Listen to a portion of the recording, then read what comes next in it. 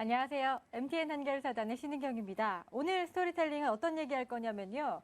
최근에 급락세가 나타났었던 다음에 대한 이야기를 좀 해보려고 합니다. 실제로 이 다음의 주가가 급락을 하게 된 배경 중에 한 가지가 바로 이 오버추어와의 결별이다라는 이야기들이 있는데 조금 더 자세하게 살펴볼게요.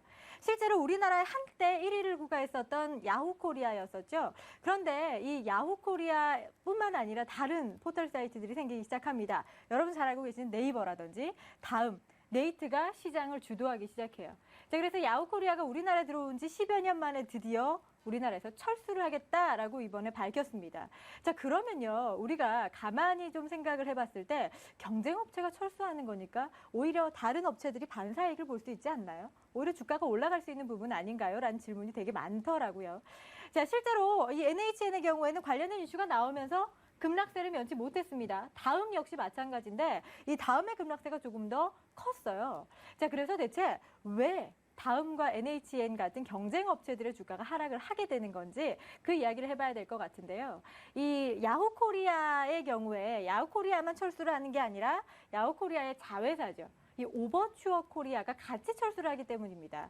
여기에 따른 문제가 좀 커졌어요. 무슨 말이냐면 실제로 제가 만약에 임플란트를 하고 싶어요. 검색을 하고 싶으면 인터넷 검색창에 임플란트라고 검색을 하게 되겠죠.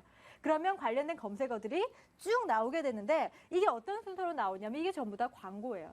지금 임플란트 같은 경우에는 이제 검색 광고가 되겠죠. 자, 그래서 이런 키워드 광고라는 거 여러분들 많이 알고 계실 텐데 클릭당 과금을 하게 되는 광고입니다. 그래서 광고를 한 만큼 비용을 지불을 하는 건데 예를 들어서 주요 키워드의 경우에는 하나당 광고 단가가 굉장히 비싸지겠죠. 어찌됐건 간에 이런 광고비가 포털사랑 그리고 이런 오버추어, 이 대행사죠. 오버추어가 같이 나눠서 가져갔다. 이런 구조였습니다. 어떻게 보면 이 오버추어라는 회사는 가만히 앉아서 돈을 벌고 있다고 해도 과언이 아니었을 것 같은데 자, 지금 이렇게 키워드 광고를 많이 했었어요.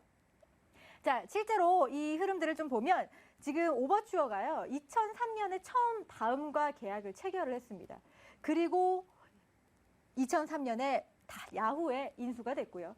2004년에요. 네이트와 네이버의 계약이 체결이 됐어요.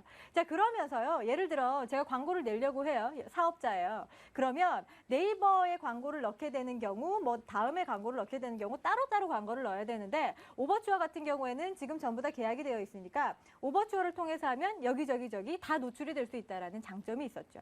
자, 그런데 여러분 좀 가만히 생각을 해보면 굳이 포털 사이트들이 이 오버추어한테 광고를 대행할 필요가 없어요.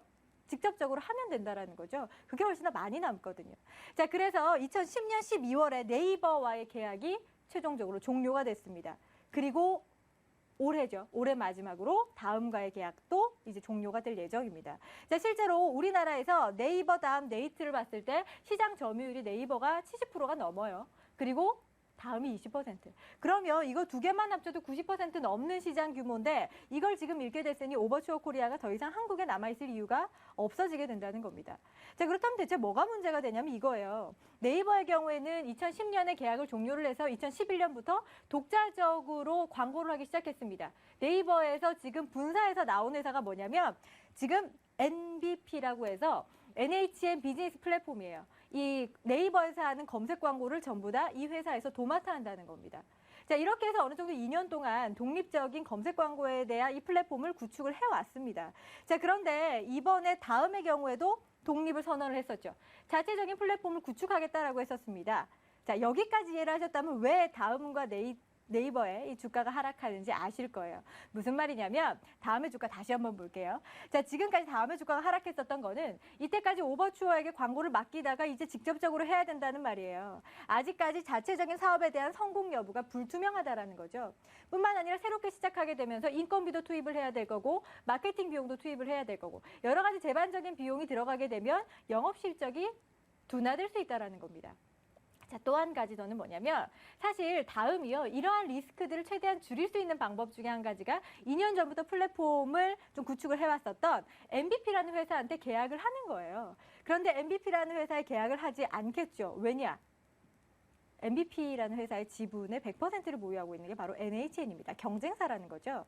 자, 그러면 NHN 주가가 이때 왜 잘 올라갔다가 하락했었던 이유 중에 한 가지가 다음이 이번에 오버추어와의 계약이 종료가 되면 MBP로 가지 않겠느냐라고 생각을 했었는데 이번에 다음에서 자체적으로 플랫폼을 구축하겠다라고 한 거예요.